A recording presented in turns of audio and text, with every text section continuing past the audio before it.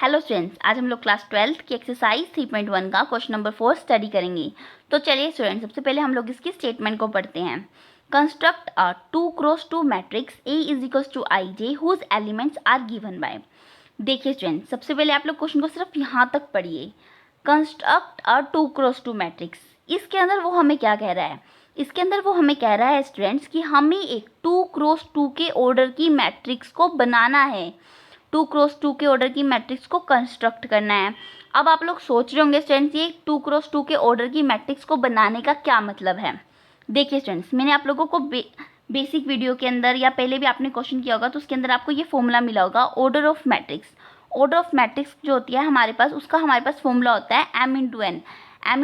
m×n का मतलब होता है number of rose into number of columns. ऐसे ही हमें दिया हुआ है number of rose into number of columns.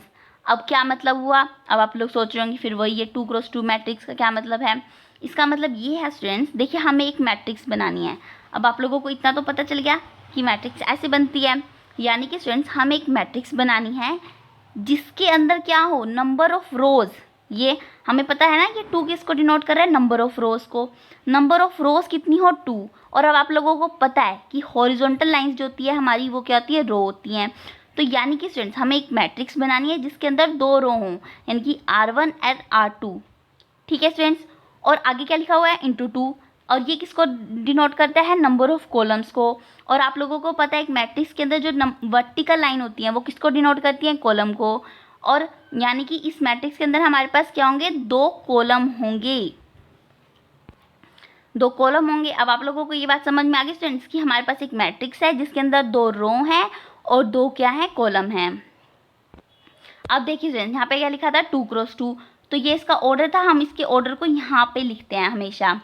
अब देखिए स्टूडेंट्स, यहाँ तक आपको एक चीज़ समझ में आ गई, हमें एक मैट्रिक्स बनानी है जिसका 2x2 का ऑर्डर है। जिसकी 2x2 के ऑर्डर का मतलब ये है कि उसके अंदर 2 रो हैं और 2 क्या हैं, कॉलम हैं। अब ये जो चीज़ लिखी है ना 2x2, ये सिर्फ इसी बात को नहीं बताती, एक चीज़ को और बताती है। सोचिए ज़रा 1 मिनट के लिए, नहीं समझ आया तो मैं बताती हूँ। 2x2 को अगर मैं मल्टीप्लाई कर लूँ, कितना आएगा, 4। अब इस 4 का क्या मतलब है, इस 4 का मतलब ये है स्टूडेंट्स कि हम जो मैट्रिक्स बना रहे हैं जिसका ऑर्डर 2x2 है, उसके अंदर क्या होंगे, 4 एलिमेंट्स होंगे। एलिमेंट्स का मतलब आपको पता है ना कि एक मैट्रिक्स के अंदर जो जितने भी नंबर्स आते हैं, 1 2 3 4 जो भी आता है, उसे हम क्या बोलते हैं, एलिमेंट बोलते हैं। आगे बात समझ में स्टूडेंट्स।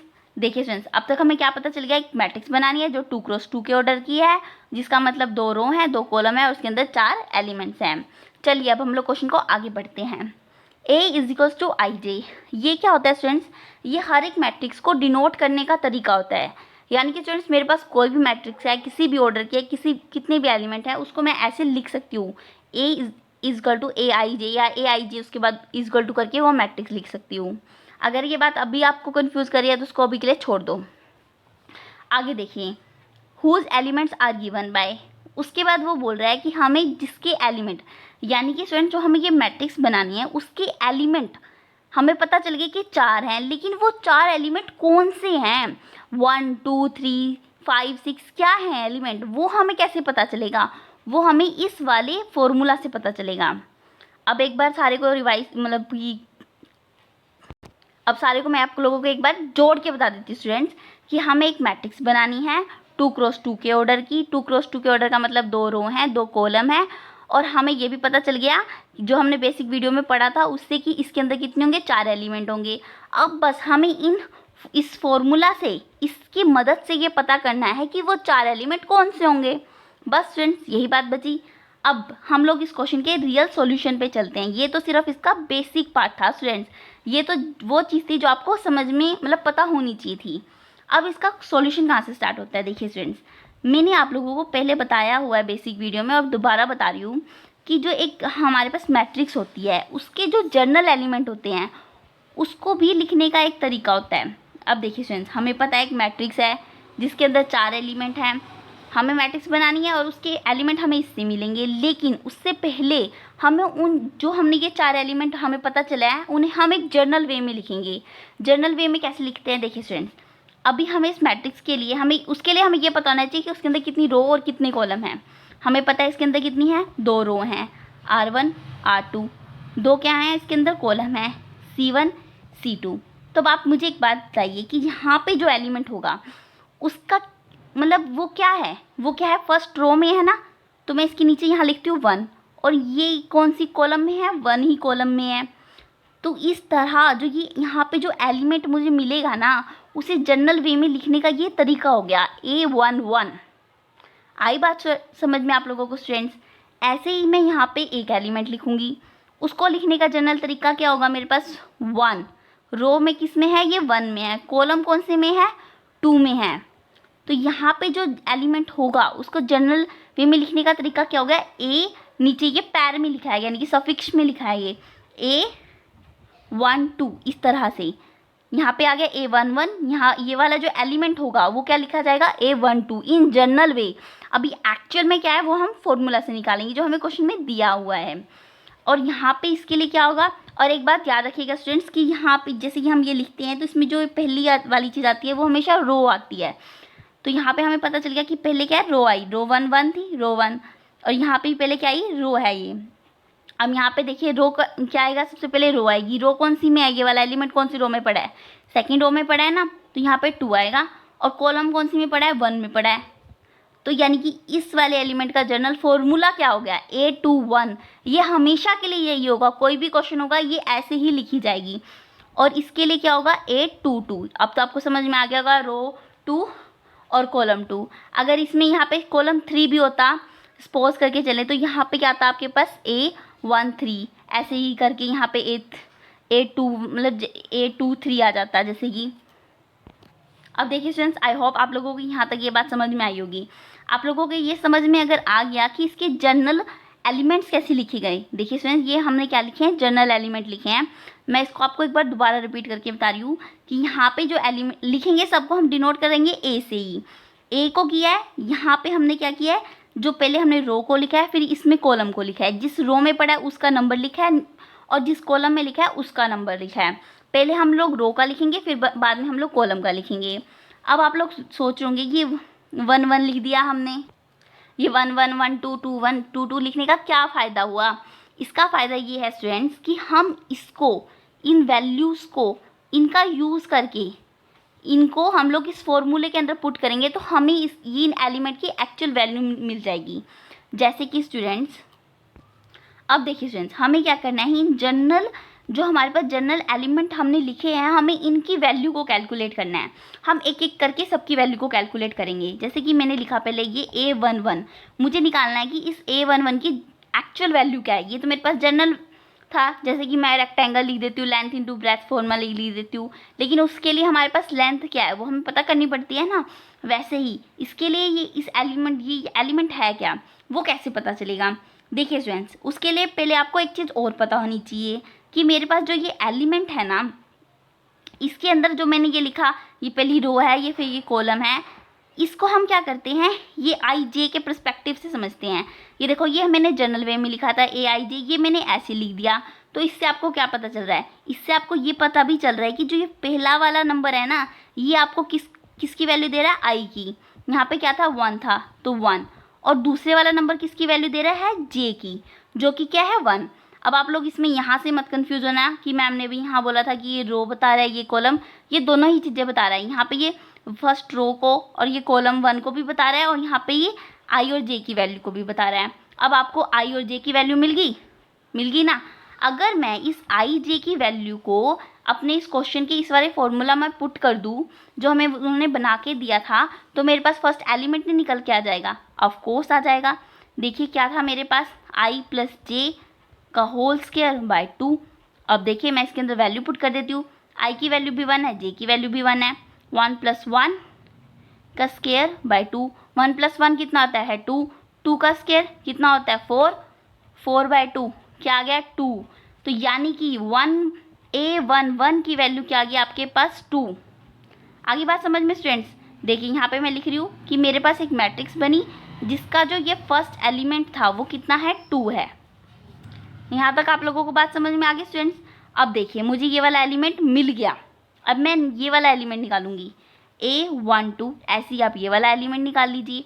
इसके अंदर भी जो पहला वाला एलिमेंट है, ये पहली वाली जो चीज़ लिखी है, ये किसको डिनोट कर रही है, आई को, आई की वैल्यू क्या होगी 1, और जो सेकंड वर्ड है जो कितना है 2 है, वो किसको डिनोट कर रहा है, जे को। अब फिर से मुझे आई जे की वैल्यू मिल गई। अब मैं इसको इसके लिए पुट करूँगी। ये सारा फर्स्ट पार्ट हो रहा है स्टूडेंट्स, ये इसका भी हम सिर्फ फर्स्ट पार्ट सॉल्व कर रहे हैं, ये बात याद रखना आप लोग। ये देखिए अब मेरे पास आई जे की वैल्यू मिल गई। अब मैं इस आई जे की वैल्यू को इसके अंदर दोबारा से पुट करूँगी, इसी फॉर्मूला के अंदर पुट करूँगी। 1 + 2, आई की वैल्यू 1 थी, जे की वैल्यू 2 थी, का स्क्वायर बाय 2, 1 + 2 3, 3 का स्क्वायर कितना होता है स्टूडेंट्स 9, कितना होता है स्टूडेंट 9, तो 9/2 इसको करेंगे हम, कितना आ गया 4.5, यानी कि स्टूडेंट्स A12 की वैल्यू कितनी आ गई मेरे पास 4.5। अब देखिए स्टूडेंट्स मुझे इसकी वैल्यू मिल गई, इसकी वैल्यू मिल गई, बचे ये दो। ऐसे ही करके मैं इन दोनों की वैल्यू निकाल लूँगी।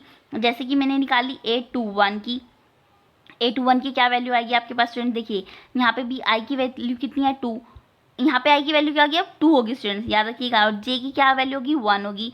अब मैं इस आई और जे की वैल्यू को अपने इस वाले फॉर्मूले में पुट कर लूँगी। यहाँ पे देखिए स्टूडेंट्स, ये जो मेरा फर्स्ट क्वेश्चन का फॉर्मूला था मैंने यहाँ पे पुट किया इसे, 2 + 1/2 कितना आएगा स्टूडेंट्स, ये भी 4.5 ही आएगा जब आप इसको सॉल्व करोगे, कर लेना इजी है। उसके बाद देखिए मैं लास्ट वाला पार्ट निकाल रही हूँ इसका, A22 वो उसकी वैल्यू क्या आएगी, इसमें आई भी 2 है और जे भी कितना है स्टूडेंट्स आपके लोगों के पास 2 है, तो मेरे पास क्या आ जाएगा 2 + 2 का स्क्वायर बाय 2, 2 + 2 4, 4 का स्क्वायर कितना होता है स्टूडेंट 16/2, यहाँ पे क्या गया मेरे पास 8। अब देखिए स्टूडेंट्स यहाँ पे मेरे पास वैल्यूज़ आ गई सबकी।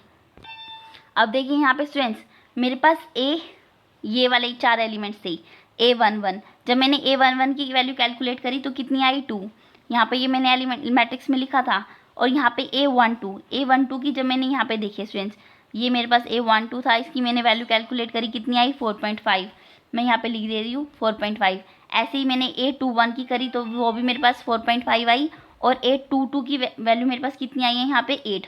तो मेरे पास ये मैट्रिक्स बन गई जिसके अंदर ये 4 एलिमेंट है। और देखिए मैंने बोला था ना आपको कि ये एक मैट्रिक्स बनेगी जिसके 2 रो 2 कॉलम होंगे, 2 रो हैं 2 कॉलम है, 4 एलिमेंट्स हैं। हमने उन 4 एलिमेंट्स की वैल्यू पुट कर दी, लिख दी। अब देखिए स्टूडेंट्स ये मेरे पास अभी सिर्फ फर्स्ट पार्ट सॉल्व हुआ है, अभी हम लोग सेकेंड और थर्ड भी सॉल्व करेंगे। अब देखिए स्टूडेंट्स मेरे पास ये फर्स्ट पार्ट था, इसको मैंने सॉल्व कर लिया। यहाँ पे ये मैंने आप लोगों के लिए ये मैट्रिक्स सॉल्व करके दिखा दिया है। अब हम लोग यहाँ पे सेकंड और फिर थर्ड पार्ट सॉल्व करेंगे। अब मैं नेक्स्ट पेज पे आप लोगों को सेकंड पार्ट यहाँ पे सॉल्व करके दिखाऊंगी। अब देखिए स्टूडेंट्स यहाँ पे ये मेरे पास सेकंड पार्ट है। अब यहाँ पे बात सुनिए स्टूडेंट्स, अब आप लोगों के पास जो बेसिक थे इसके लिए वो तो सेम ही रहेंगे। आपको पता है कि मेरे पास एक मैट्रिक्स है जिसके अंदर 2 रो हैं और 2 क्या हैं कॉलम हैं, R1 R2 2 रो होगी और उसके अंदर 2 क्या होंगे आपके कॉलम होंगे।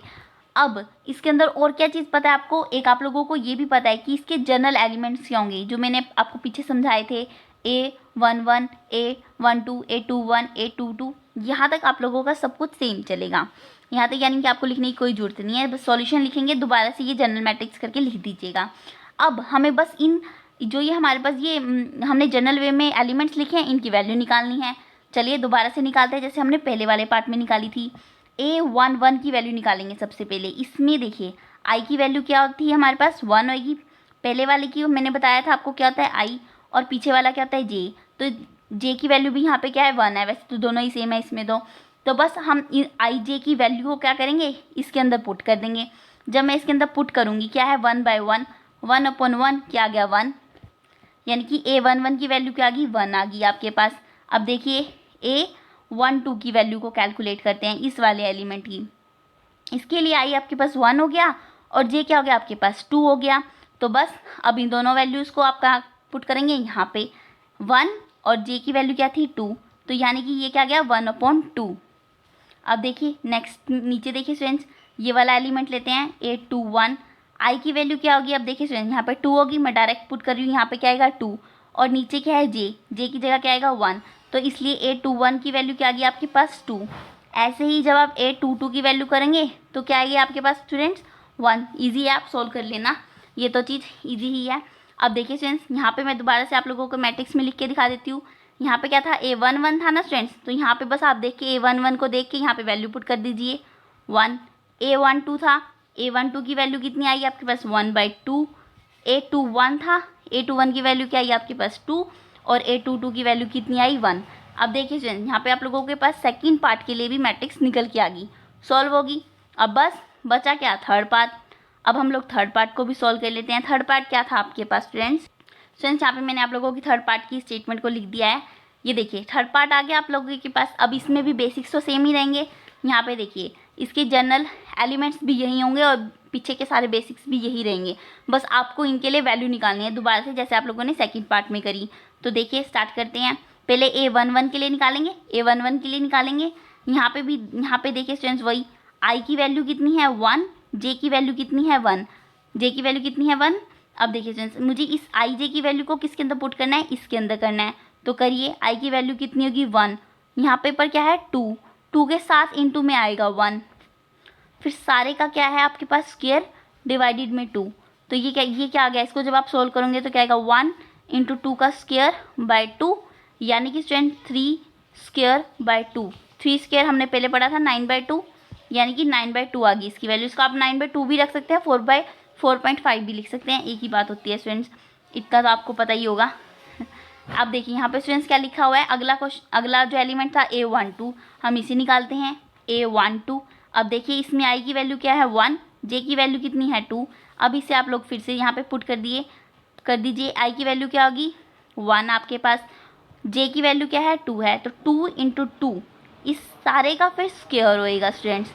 तो जब इसको सॉल्व करेंगे 1 प्लस 2 2 जा कितना होता है 4 whole the square by 2, 4 plus 1 कितना होता है स्टूडेंट्स 5, 5 का स्क्वायर कितना होता है स्टूडेंट्स 25, 25/2। यहाँ से आपके पास ये आ गया स्टूडेंट्स।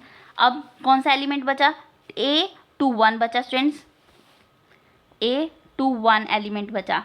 यहाँ पे आई की वैल्यू कितनी है 2 और जे की वैल्यू कितनी है स्टूडेंट्स 1।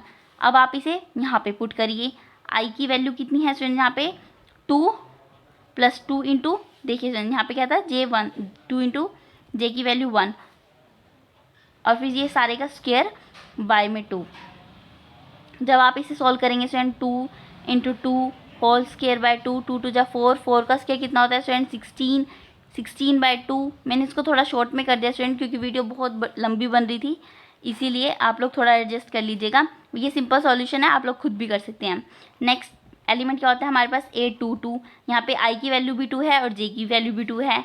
इसे हम लोग फिर से इसके अंदर पुट करेंगे, आई के लिए 2 प्लस 2 इंटू 2 होल का स्क्वायर बाय में 2। जब इसे आप सॉल्व करेंगे क्या आएगा स्टूडेंट 2 2 2 जा 4 का होल स्क्वायर बाय 2, 2 और 4 कितना होता है 6, 6 का स्क्वायर कितना होता है स्टूडेंट 36/2, इतना आ जाएगा स्टूडेंट्स 18। अब देखिए स्टूडेंट्स मेरे पास इसके लिए भी चारों पार्ट निकल के आगे हैं। देखिए यहाँ पे मैं इसकी ये वाली मैट्रिक्स लिख के दिखा रही हूँ आपको थर्ड पार्ट की। इसका पहला एलिमेंट A11 था जिसकी वैल्यू कितनी आई 9/2, तो यहाँ पे लिख देंगे 9/2। सेकंड वाला A12 जो था उसके लिए आई मेरे पास 25/2, उसकी मैंने यहाँ लिख दी 25/2। जो थर्ड एलिमेंट है उसकी मेरे पास आया है 8 और जो फोर्थ है उसके मेरे पास आया है 18।